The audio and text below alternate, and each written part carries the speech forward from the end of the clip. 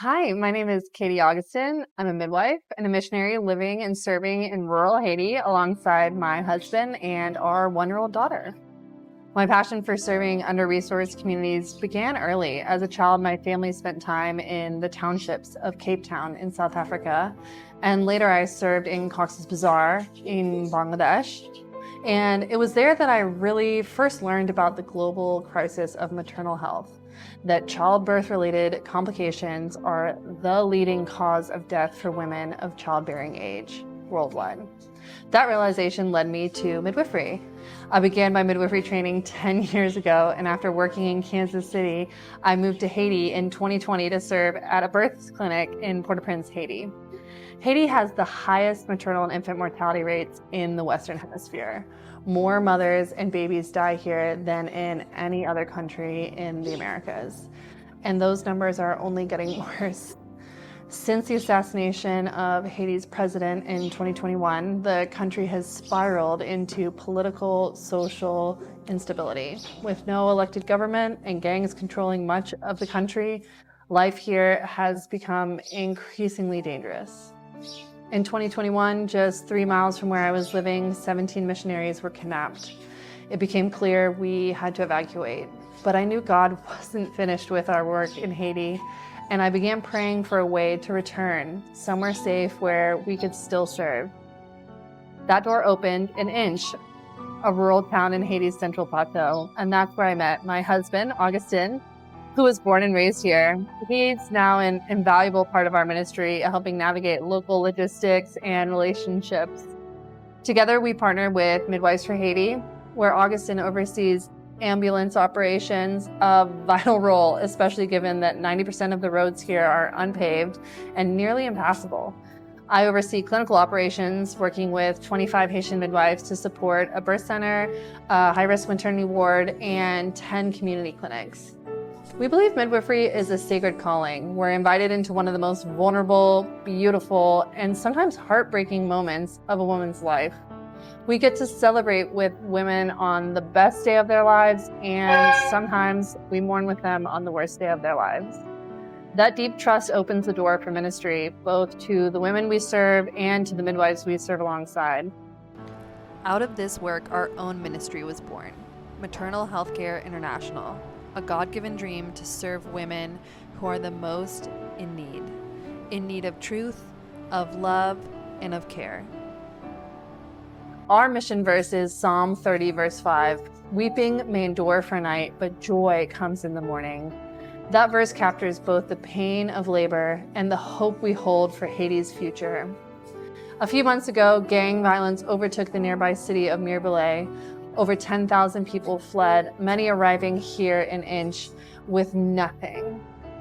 Because the gangs had gotten to Mirebalais, which was so close to us, we decided that I would take my daughter and that we would head out to a friend's house further out from where we're living now.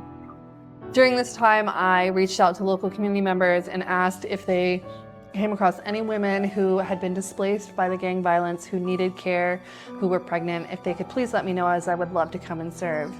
And through a friend of mine, I got connected with an orphanage who one of their staff members' wives was pregnant. It actually ended up being the same orphanage that a very, very good friend of mine who I worked alongside here in Haiti for many years was adopted out of 25 years ago. Over 100 people were living in this half-built hotel, sleeping on the floor. They had one mattress that they'd given to Rebecca, this pregnant mom, whose husband was the chauffeur for the orphanage. So I came in and got to meet Rebecca. I sat down next to her and started getting my supplies out. I asked her if she would share her story with me. She started telling me about her first 2 births and then her loss last year, and then this miracle baby that they were so excited about. But as I'm prepping and hearing her story, she told me she hasn't felt the baby move in the few days to a week since they had evacuated Mirebalais. I immediately started praying. I just begged the Lord, please, surely you didn't bring me here to tell her that her baby is gone. Lord, please let us find a live baby in her womb. And as soon as we put that little ultrasound machine that I had on her belly, we saw this bouncing, happy, active little baby. And I was so thrilled to be able to give that family this reassurance. I was even able to tell them that their baby was a boy, which everyone was very happy about, except for big sister, who was really hoping for a little girl. As you can see in this picture, she is a little bit upset looking. Everyone else is very happy, but it was such an honor to serve them, and especially in this time of just great distress and need for their family. Even more of an honor was that they asked me to name their son. I had an immediate inkling of what I wanted to name him, but asked for a few days to pray about it, and God really confirmed that he was to be called Naemi, which is the Haitian Creole word for Nehemiah.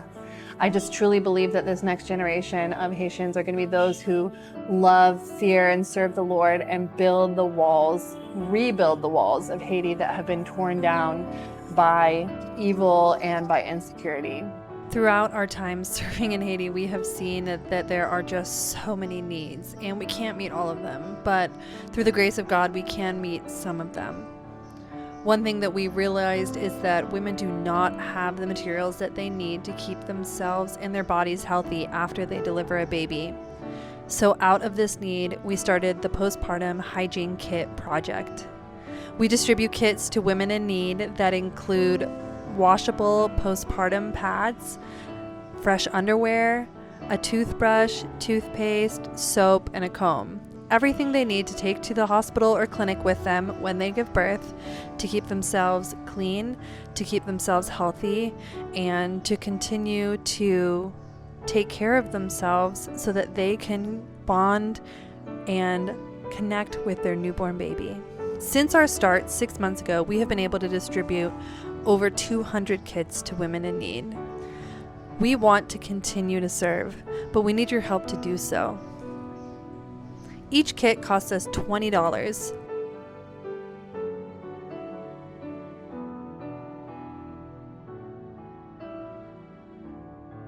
We're looking for monthly sponsors that can help us provide these kits sustainably to every mother in need. God has placed big, God-sized dreams on our hearts, including the future creation of a maternity and education center for teen moms, but we can't do it alone. We need the partnership of those with God-sized generosity to help bring these dreams to life. Haiti is under siege, physically, politically, and spiritually, but we believe we are planting seeds of truth for the next generation, one that will love and serve the Most High. We believe that joy is coming in the morning. We ask for your prayers, for protection, for provision, and for peace. We know the risks of living here right now, but we are confident in God's calling, and we continue to serve for as long as He allows. If you feel moved to be a part of this mission, whether through prayer, encouragement, or financial giving, we would be deeply grateful.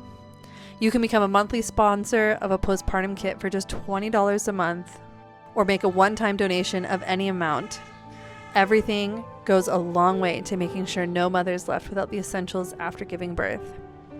To give online, follow us on social media or subscribe to our newsletter. Simply scan the QR code on the screen now or visit maternalhealthcareint.org.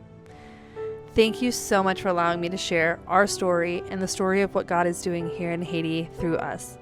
Merci et bon Dieu béni. Thank you, and God bless you.